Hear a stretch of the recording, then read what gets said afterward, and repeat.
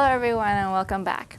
Okay, so we just talked with Dr. Jerome Keating and we are continuing our conversation for the second segment.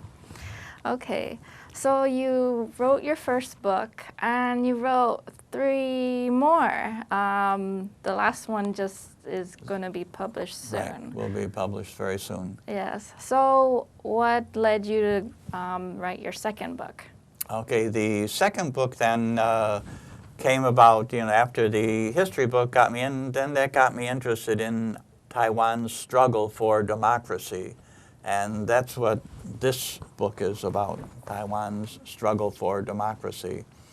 And that is a long struggle, which really, martial law in Taiwan lasted until 1987. That's one of the longest periods of martial law in any country. And Taiwan's struggle for democracy finally came about with the lifting of martial law and then the forcing by Lee Teng-hui of all the legislative Yen people that were elected in 1947 to retire. That was in 1991, 92. And 92 was the first real election of legislative Yen members. Mm-hmm. And then in 1996 is when I call the really, birth of Taiwan, when the people elected their own president. Mm-hmm. So that was a watershed. Right, right. And then your third book, how did you... Okay, the third book one, after you look at the struggle for democracy, a problem that Taiwan still suffers under today is its search for identity. And this is Taiwan's search for identity. It has such a diverse group there and such a diverse history.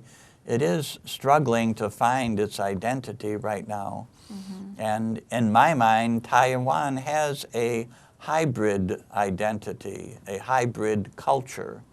And this is, what the people are gradually understanding. They are getting out of in a way, the brainwashing of the one-party state, mm-hmm. and what some people call the Stockholm syndrome of the one-party state, and finally beginning to find their Taiwanese-ness. Mm-hmm. And that's the crucial part of this. So this deals with a lot of things, and one of the back things mentions it has a picture of Chiang Kai-shek saying, well, our Chinese culture has 5,000 years, and a Taiwanese person says, we also have 5,000 years of culture, and many don't realize that, of all that was going on in Taiwan long before any Chinese culture came there. Mm-hmm. But the final book, and this is a book which I think is really going to be quite crucial, the mapping of Taiwan, in the way the mapping of Taiwan, and it is got some subtitle, Desired Economies, Desired or Coveted Geographies. And it is some new perspectives on cartography, on competing monopolies, and the destiny of Taiwan. So this is going to shake a lot of people's paradigms about the way the world is run, because it doesn't talk just about Taiwan, but about cartography, about mapping, about economics, trade, and why the Westerners first came to Asia. Mm-hmm. And interestingly enough, Westerners came there not for Taiwan, but for the Spice Islands, which are below the Philippines. Mm-hmm. And then they gradually found out about Taiwan and started to map it. And when they began to see they could get economic benefit from Taiwan, they coveted the geography and then had an imagined geography, as Said points out in his book Orientalism. Mm-hmm. And in that book he talks about how colonizers always have an imagined geography of what they are taking. Mm-hmm. Said is who? He is a professor that wrote, his book Orientalism is really a classic study on Western powers colonizing the world, Oh, I see. and their attitudes of, you know, how they look on the rest of the world and how it is really a mislook. In other words, they don't see the world, they see it through their own eyes, but not what is there. Right. Their subjective point of view. Right. Oh. So is this? So when is your book going to be coming out? Hopefully it'll be out in a month. We're going through the final proofreading, and it'll be a very colorful book. It'll have a lot of maps from 1500 up to the present. So it'll be something to be very, just if you like maps and like to look at maps, you can look at it. But it will have a very subtle message on how economics involves so much of the world, and how the spice trade and then the silk trade from China, how Western powers started going to this area because the flow that came up through the Red Sea was blocked by the Ottoman Turks, and that drove them to the Spanish and the Portuguese as the first ones to go into those waters. I see. So, so would you say that, like, from the first, second, third, and fourth, these are like a consecutive, like they're a sequel?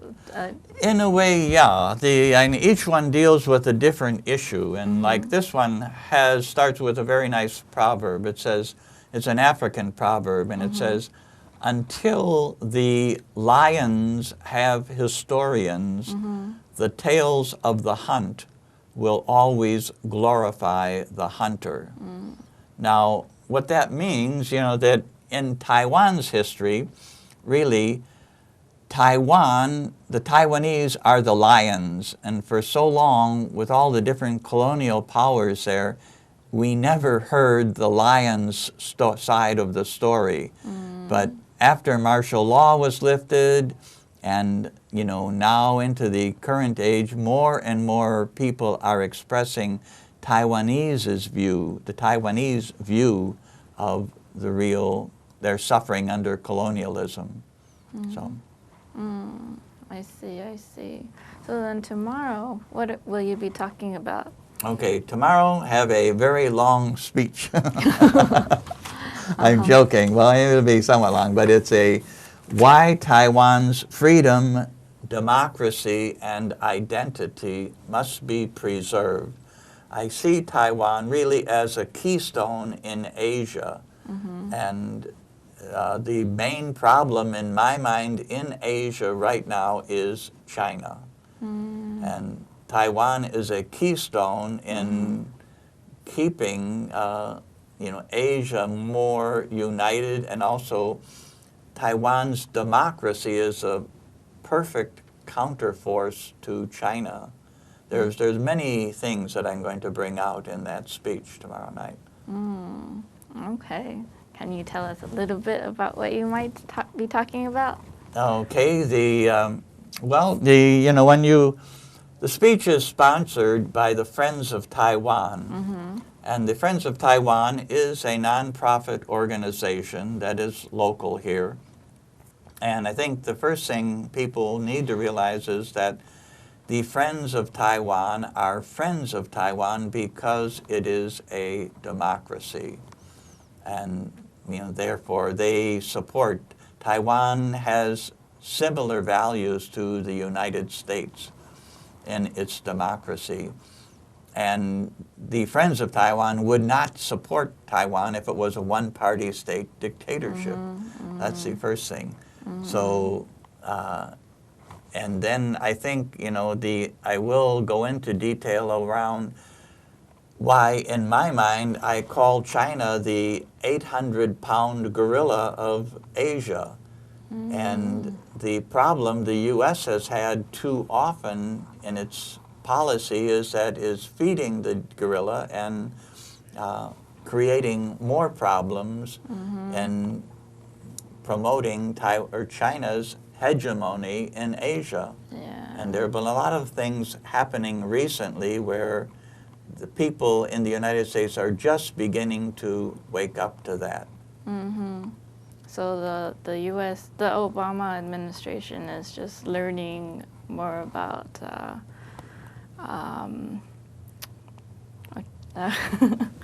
Right, about the the problems Yeah. of China. Right, So. right, yeah. Okay, well, we look forward to your speech tomorrow night at the Friends of Taiwan banquet. Thank you, Jerome, for coming Okay. onto the show. And please look for these books here. Island in the Stream, a quick case study of Taiwan's complex history. Taiwan, the struggles of democracy. Taiwan, the search for identity. And one that will come in a month, The Mapping of Taiwan, Desired Economies, Coveted Geographies. So, and then lastly, there's this t-shirt here. What does it say?